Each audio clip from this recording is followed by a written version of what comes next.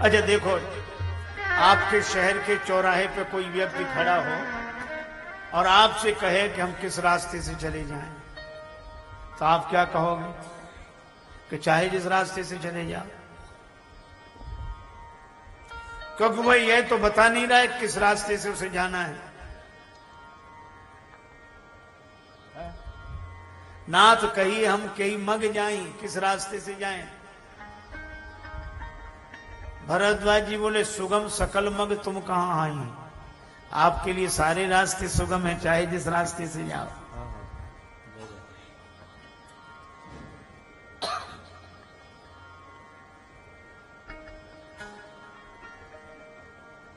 पर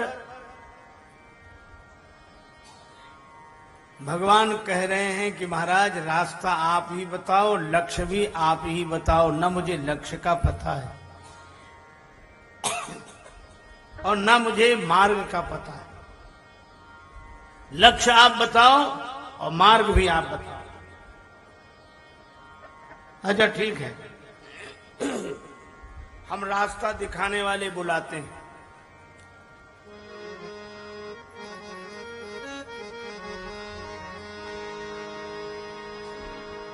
साथ लागी मुनि शिष्य बुलाए, साथ लागी मुनि बुलाए, साथ लागी मुनि शिष्य बुलाए, साथ लागी मुनि शिष्य बुलाए। सुनि मन मुदित 50 आए, सुनि मन मुदित 50 आए।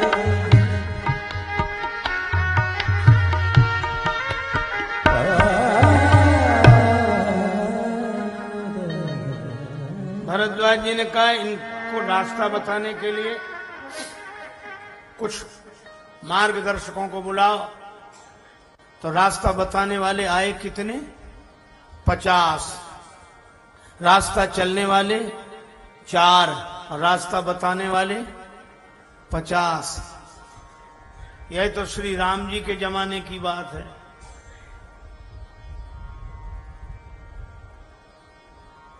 और आज के जमाने में तो सब रास्ता बताने ही बताने वाले हैं।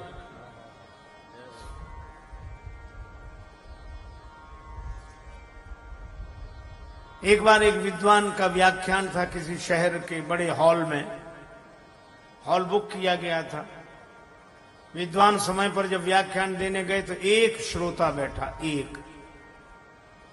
विद्वान बड़े उदास हुए कि अब क्या बोले, कोई है ही नहीं। तो उस एक व्यक्ति ने कहा कि साहब मैं तो हूं। कहा एक श्रोता के लिए क्या बोले? तो वो बोला वाह साहब, यह भी कोई न्याय हुआ। मान लो किसी के पास 100 घोड़े हों, मौके पर एक घोड़ा ही मौजूद हो, 99 ना हो, तो क्या एक घोड़े को घास इसलिए नहीं डालेगा कि 99 मौजूद नहीं है? विद्वान व्यक्ति को यह बात जम गई कि बात ठीक कह रहा है। अच्छा ठीक है, फिर मैं बोलता हूं। अब बोलना शुरू किया तो महाराज बंद न करे वो। अब एक श्रोता तो कुछ देर तो उसने सुना, फिर कुछ देर के बाद सहा। अब 1 घंटा 1.5 घंटा वो बोलते ही जाए और वो बेचारा हाँ हाँ। अंत में उसकी इतनी दुर्दशा हो गई, न हाँ कह पाए, न वाह कह पाए, आह आह करे। 2 घंटे बाद उन्होंने बंद किया। अब बंद करने पर श्रोता की ये दशा, कुछ बोलने लायक बचा ही नहीं था वो। तो विद्वान व्यक्ति ने कहा कि भाई क्या बात है, तुम्हारे कहने से ही तो मैं बोला। तुम्ही ने तो कहा था कि 100 घोड़े में 99 मौजूद ना हो तो क्या एक घोड़े को घास नहीं डाली जाएगी? श्रोता बेचारा किसी तरह बोला, लेकिन इसका यह भी अर्थ नहीं था कि 99 की घास एक ही घोड़े पे डाल दो। अरे भाई, सब रास्ता बताने वाले। अच्छा मजे की बात यह है, उस रास्ते को सब समझते हैं फिर भी नहीं समझते। अच्छा चलो, आप लोगों ने अनुभव किया होगा, जब किसी के घर किसी की मृत्यु हो जाती है, कोई दुखद घटना होती है, तो समझाने हम ही लोग तो जाते हैं। पढ़े लिखे 2-4 लोग जाएंगे, अरे भाई दुख मत करो, वो तो वादा न कम न ज्यादा, आत्मा तो अजर अमर है, शरीर तो नश्वर है। गीता के श्लोक सुना देंगे, वासांसी जीर्णानि यथा विहाय नवानि गृह्णाति नरोपराणि। तो वो जो बेचारा रो रहा होता है वो भी चुप हो जाता है, क्योंकि उसके साथ भी समस्या अगर चुप नहीं होगा तो लोग ये समझेंगे कि इसे गीता भी समझ में नहीं आती, तो उसका दुख भले ही दूर ना हो और वो चुप हो जाता है। समझाने वाले सोचते देखो हमारे समझाने का प्रभाव, लेकिन वो भी कहता है कोई बात नहीं, हमें भी मौका मिलेगा। और जब समझाने वालों के यहां कोई घटना घटती है,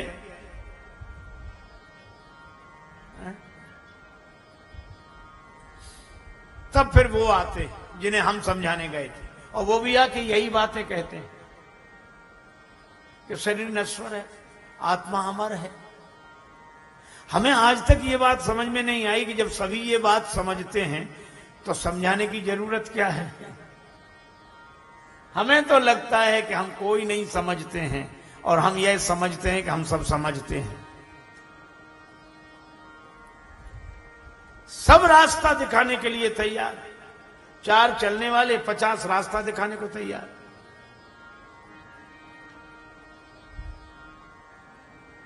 तब भरद्वाज जी ने 4 ही मार्गदर्शक चुने। मुनि बैठू 4 संग तव दीने,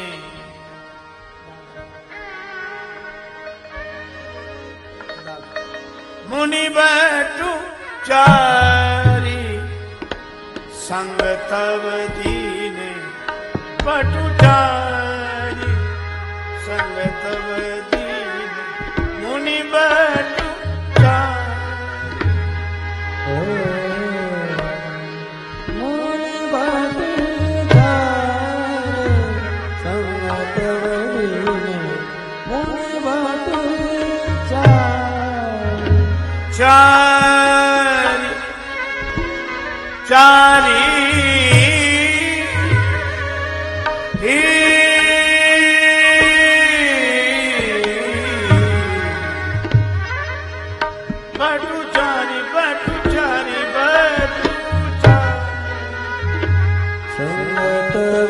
दीने, मुनि बैठू 4 संग तव दीने दीने, मुनि बैठू 4, मुनि बैठू 4, मुनि बैठू 4।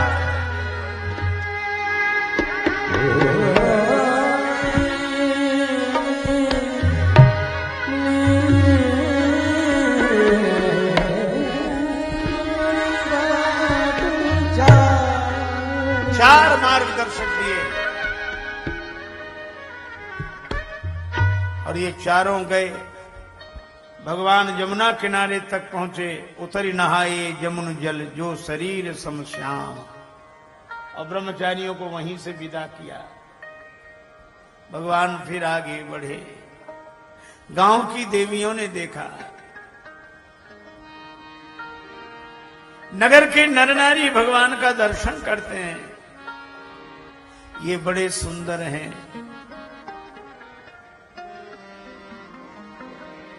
आप प्रगट भय विधि न बनाए,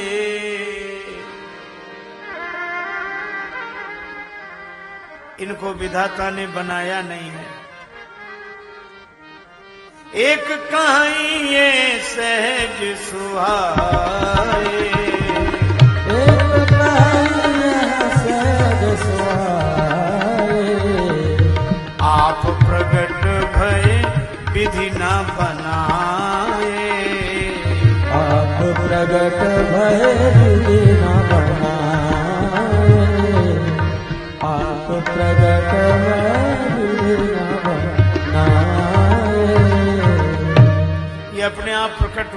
विधाता ने बनाया नहीं। तो दूसरी सखी बोली, तुमने कैसे जाना कि नहीं विधाता ने नहीं बनाया? बोली ऐसे, क्योंकि विधाता ने जिसे बनाया है उसमें कोई ना कोई कमी रह गई है।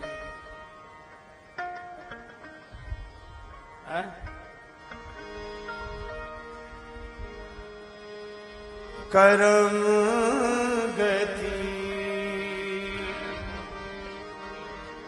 तारे नाहित दी,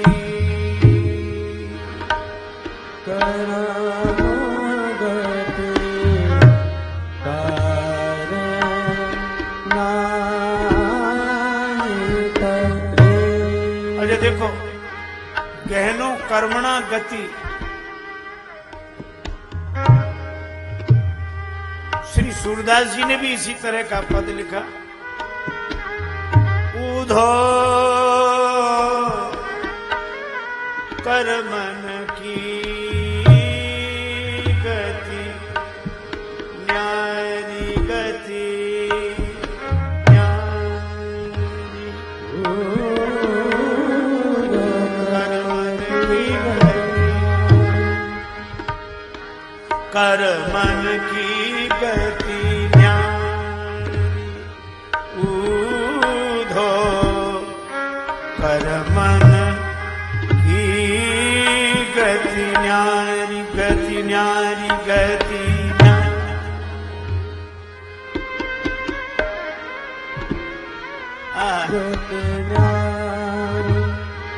उज्ज्वल पंख दिए बगुला को, जो इतना कपटी, मछली को खाने की कुचेष्टा में तरुण तपस्वी की तरह बिल्कुल सफेद बगुला को ऐसा रंग,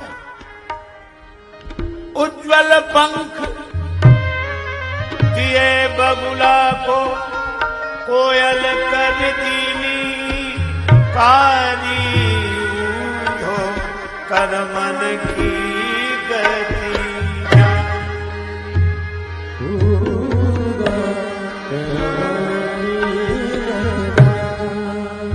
कोयल को काला कर दिया,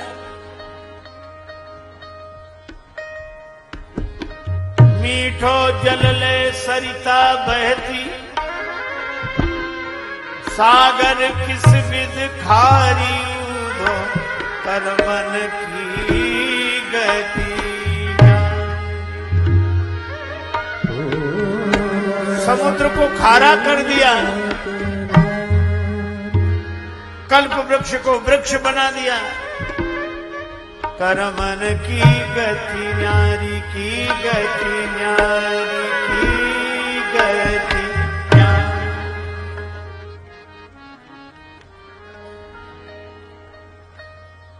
हर एक में कोई ना कोई कुछ ना कुछ कमी, पर इनमें कोई कमी नहीं है। इसलिए लगता है कि इन्हें ब्रह्मा जी ने नहीं बनाया। अच्छा, नहीं बनाया तो ये हम लोगों के सामने कैसे आ गए ब्रह्मा जी की बनाई हुई दुनिया में? इनमें कोई कमी नहीं है, ये तो हम मान गए, लेकिन ये ब्रह्मा जी की बनाई हुई दुनिया में हम लोगों के सामने कैसे आ गए? का इन्हीं देख विधि मन अनुरागा, पटतर जोग बनावन लागा। ब्रह्मा जी इन्हीं की तरह दूसरा किसी को बनाने लगे, पर कीन बहुत श्रम एक न आए। बहुत श्रम किया पर एक भी बना नहीं सके, तो उन्हें इनसे ईर्षा हो गई। ते ईर्षा बन आन दुराए, ईर्षा के कारण उन्होंने इन्हें वन में छिपा दिया। तो एक सखी बोली, हम लोगों ने तो देख लिया। हाँ, तुमने तो देख लिया, लेकिन एक बात है। क्या? ब्रह्मा जी अगर हमसे कहते तो हम ऐसी जगह छिपाते कि कोई इन्हें देख ही नहीं पाता। तो तुम ब्रह्मा से भी अधिक चतुर हो क्या? जो मांगा पाई ये विधि पाही, तो राखी सखी आंखें न माही। इनको अपनी आंखों में बसाएं। मन में क्यों नहीं? मन में बिठा लें तो महान है चलायमान, झूमता है झूठे जग जाल के हिलोरों में। मुख में सरस्वती के कारण बसेंगे नहीं, क्योंकि उसने ही डाला इन्हें बन के झकोरों में। बिंदु कवि एक ही है सुखद सुपास गृह, तीनों ही निवास कर लेंगे दीर्घ कोरों में। पूतरी में रामलाल, सीपी में लखन लाल, लाडली जी लाल लाल डोरों के हिंडोरों में। नैनन भीतर आवतु पलक झांप तुह लेऊं, और ना मैं देखूं और को ना तुह देखन दें। लेकिन कुछ ग्रामीणों ने सोचा कि ये देवियां कह रही हैं कि ब्रह्मा जी भी छोटे हो गए, तो ब्रह्मा जी मन ही मन खुश हो रहे थे कि हाँ हम छोटे नहीं बड़े हैं। क्यों? का भगवान को इस रूप में हमने भले ही नहीं बनाया हो, पर इस रूप में जिन्होंने इन्हें प्रकट किया है इनके माँ बाप को तो हमने ही बनाया है, इसलिए हम श्रेष्ठ हैं। जिन्हीं बिरच बड़ भयो विधाता, महिमा अवध राम पितु माता।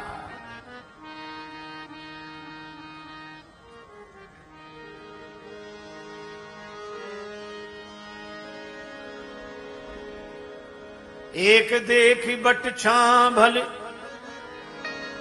दासी मृदुल तृण पात। कहाई गंवाई छिनक श्रम, गवनव अवहि की प्रात। एक कलश भर आनई पानी, एक कलश भर आनई पानी। अचैय नाथ कहीं मृदुबानी, एक कलश भर आनई पानी। एक कलश भर आनई पानी। पानी पानी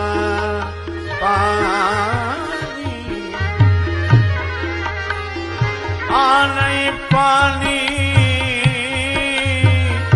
आनई पानी, आनई पानी। एक कलश भर आनई पानी, एक कलश भर आनई पानी। कलश भर के जल ले आए, हाथ जोड़ के बोले प्रभु थोड़ा जल पी लीजिए।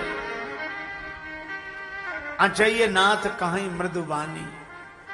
और भगवान जब जल पी लेते हैं तो कहते हैं प्रभु जल पी के तुरंत न चलें, थोड़ा इस छाया में विश्राम कर लें। और जब भगवान वटवृक्ष के नीचे बैठ जाते हैं पुष्पाच्छादित शैया पर, उस आसन पर भगवान बैठते हैं, तो जो लोग कह रहे थे कि रुक जाओ थोड़ी देर, वे ही कहते हैं गवनव अवहि की प्रात। प्रभु आज रात यहीं रुक जाओ, सवेरे जाओ तो अच्छा रहे। कई कई वचन मृदु ले नयन भरी नीर, किम चली है मार्ग अगम सुठ सुकुमार शरीर।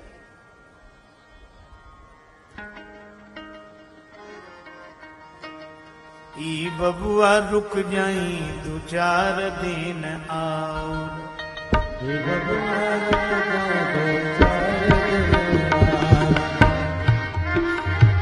रुक जाई दो चार दिन और। ई बबुआ रुक जाए चार दिन और। बहन पयान हुई जाला की राउर, ई बबुआ रुक जाई दो चार दिन और। बबुआ रुक जाए चार दिन और। गवनव अवहि की प्रात। तब तक ग्राम की वधूटियों ने श्री सिया जी को घेर लिया, श्री सीताराम जी को घेर लिया, लक्ष्मण जी दूर बैठे। अब ये ग्राम वधूटियां एक ही बात पूछती हैं,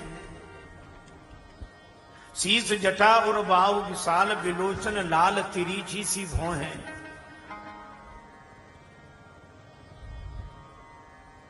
तून सरासन बान धरे तुलसी बन मार्ग में सुधि सोहें। सादर 12 बार सुभाएं चिते तुम त्यों हमरो मन मोहें। और पूछत ग्राम बधु सियसों कहो सांवरे से सखी रावरे को है। ये जो सांवले सरकार हैं ये आपके कौन लगते हैं? कितना कठिन प्रश्न है, जिसका सरलता से उत्तर देना कठिन। श्री जानकी जी से पूछती है सांवले सांवले आपके कौन लगते हैं। अब श्री जानकी जी को बड़ी कठिनाई, तो ऐसे में कोई संकोच के कारण सिर झुकाकर उत्तर दे देता है। तो जैसे ही श्री किशोरी जी ने सिर झुकाया तो तिनहि बिलोक बिलोकति धरनी, पृथ्वी माता देख रही है। अब मां के सामने पति का परिचय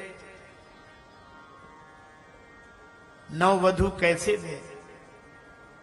दो सकोच सकुचति बर बरनी। तब श्री जानकी जी ने सोचा कि मैं गोरे राजकुमार का परिचय दे दूं तो सांवले राजकुमार का परिचय इन्हें अपने आप मिल जाएगा। तो गोरे राजकुमार का परिचय दे रही है और इनको कहा क्या गया? सकुच सप्रेम बाल मृग नयनी, बोली मधुर वचन पिक बहनी। पिक बहनी, कोकिल बहनी का। श्री जानकी जी को कोकिल बहनी कहा। कोकिल क्यों? इसलिए कि लक्ष्मण जी का परिचय दे रही हैं और लक्ष्मण जी को बसंत कहा। सो मदन मुनि वेश जनो रति ऋतुराज समेत।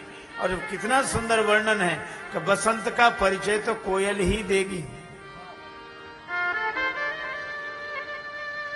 है? बसंत का परिचय कोयल।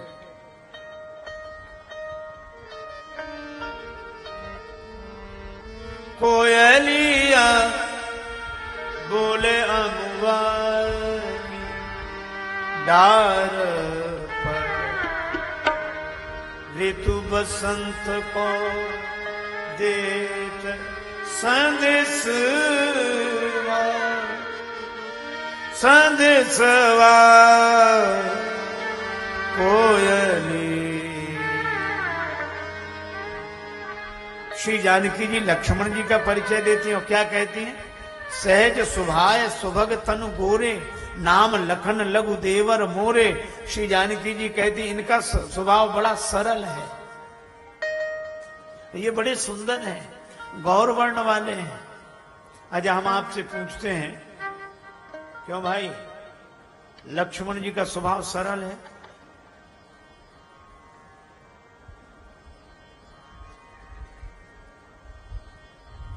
अच्छा, श्री जानकी जी सब कुछ भूल सकती हैं, लेकिन किसी कन्या के पिता को अपमानित कर दिया हो किसी ने, जनक जी को भरी सभा में कहा था कहीं जनक जैसा अनुचित मानी, श्री जानकी जी ये बात तो कभी भूल ही नहीं सकती थी। दूसरा कोई कहता कि ये तो बड़े सरल हैं। हाँ सरल, हमसे पूछो इनकी सरलता, बेचारे बड़े सरल हैं, जलेबी की तरह सरल हैं। यही कहते कि नहीं? लेकिन श्री जानकी जी कहती हैं सरज स्वभाव है। क्यों? हम लोग पारिवारिक लोग हैं और परदेश में जा रहे हैं। क्यों भाई? हम इतने लोग हैं, राजेश्वरम परिवार है? तो कम से कम अगर किसी में कोई दोष भी हो तो उस दोष की चर्चा नहीं करनी चाहिए। अरे ये बहुत अच्छे, क्या बात, बहुत बढ़िया है, और ये क्या बात, ये बहुत, तब तो पारिवारिक भाव है बाहर परिचय देने का। और नहीं तो मालूम हम लोग कैसे परिचय देते पता है? एक राजा के पास दो विद्वान आए, दोनों साथ साथ रहते थे। राजा बड़ा चतुर था। एक विद्वान गए स्नान करने, एक बैठे थे, तो राजा ने कहा कि ये भी बड़े विद्वान हैं जो आपके साथ हैं। तो वो क्या बोला, काहे का विद्वान, बैल है, हम तो साथ लगाए रहते हैं कि एक से दो भले। अच्छा, अब वो आके बैठा, अब ये गए नहाने, तो उससे पूछा कि आपके साथ बड़े विद्वान है ये। बोला काहे का विद्वान, गधा है, घोड़ा है। राजा ने सुना, ठीक है, चलो भोजन करो। भोजन के लिए गए तो एक के सामने घास रख दी, एक के सामने भूसा। बोले ये क्या मजाक है। बोले आपसे ही तो परिचय मिला, आप कह दी ये घोड़ा है, वो बैल है, तो बैल के सामने भूसा, घोड़े के सामने घास।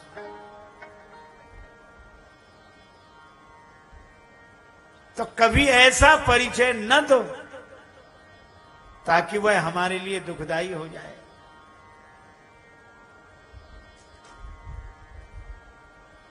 श्री जानकी जी से उपदेश लेना चाहिए यह कि अपने देवर का परिचय भी दे रही तो बड़ा सरल स्वभाव है, लेकिन जैसी कह रही थी कि मैं कह दूंगी ये देवर हैं तो सांवले राजकुमार कौन है ये अपने आप समझ जाएंगी सखियां। लेकिन याद आ गई छोटे देवर की का नाम लखन लघु देवर मोरे, ये मेरे छोटे देवर हैं। तो सखियां सोचने लगी कि ये छोटे देवर है तो सांवले कोई बड़े देवर तो नहीं। पर श्री जानकी जी ने राम जी की ओर देखा, घूंघट डालकर बहोरी बदन विधु अंचल ढांकी। तो कबीरदास जी तो कहते हैं घूंघट के पट खोल रहे तो राम मिलेंगे, पीयू मिलेंगे, और जानकी जी ने तो घूंघट डाला है। और कितना बढ़िया संकेत है। जमीन के बीच में जब तक दो खेतों के बीच में मेड़ न हो तब कौन सा खेत किसका पता ही नहीं लगेगा। तो श्री जानकी जी ने और राम जी के अपने बीच में घूंघट का पट डाला कि मैं अलग, ये अलग, लेकिन ये अलग अलग होते हुए भी एक हैं। और ये वो हैं जिनका परिचय वाणी से नहीं दिया जा सकता है, नेत्रों से दिया जा सकता है। श्री जानकी जी ने राम जी की ओर देखा, मगन हो गई ग्राम बधूटियां।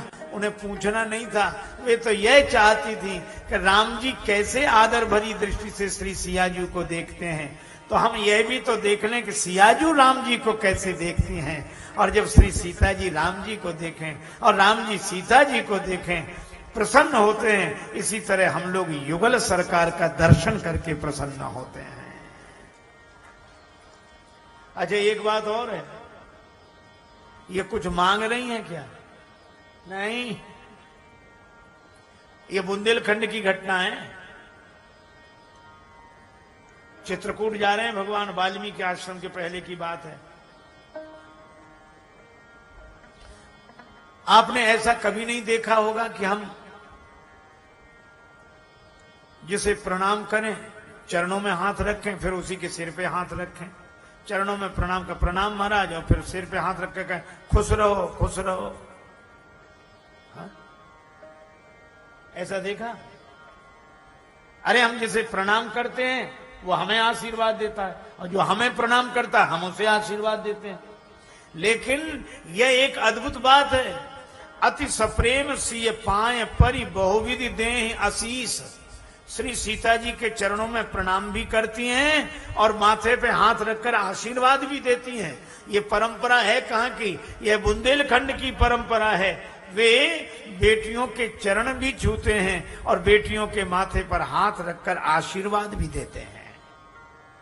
अति सप्रेम सिय पाए परि बहुविधि देहि आशीष। और आशीर्वाद में भी शब्द कितना सुंदर चुना, सदा सुहागिन हो तुम जब लगी मही आही शीश। जब तक यह पृथ्वी शेषनाग के सिर पर है आप सदा सुहागिन हो। ये सुहागिन शब्द श्री जानकी जी को आशीर्वाद दिया। लक्ष्मण जी ने राम जी का रुख जानकर लोगों से मार्ग पूछा, लोगों ने रास्ता बताया, भगवान आगे बढ़े। कुछ सखियां उस समय मौजूद नहीं थी, वो आई, उनसे पूछा कहां तक गए? दूर चले गए? नहीं नहीं नहीं, एक कहें चलो देखिए जाए जहां सजनी रजनी रही है, हम वहीं जाके दर्शन करेंगे। तो दुनिया वाले क्या कहेंगे, कही है जग पोच न सोच कछु फल लोचन आपन तो लही है। नेत्र अपना फल तो प्राप्त करेंगे, तो रात में तुम्हें दिखेंगे कैसे, दिखेंगे नहीं। सुख पाई है कान सुने बतियां, कल आपस में कछु तो कही हैं, आपस में कुछ बात तो करेंगे, हम वही सुनेंगे। लेकिन कही है जग पोच न सोच कछु, दुनिया बुरा भला कहे हमें कोई चिंता नहीं, फल लोचन आपन तो नहीं है, सवेरे दर्शन करेंगे। और ऐसा सोचकर वे जाने वाली ही थी।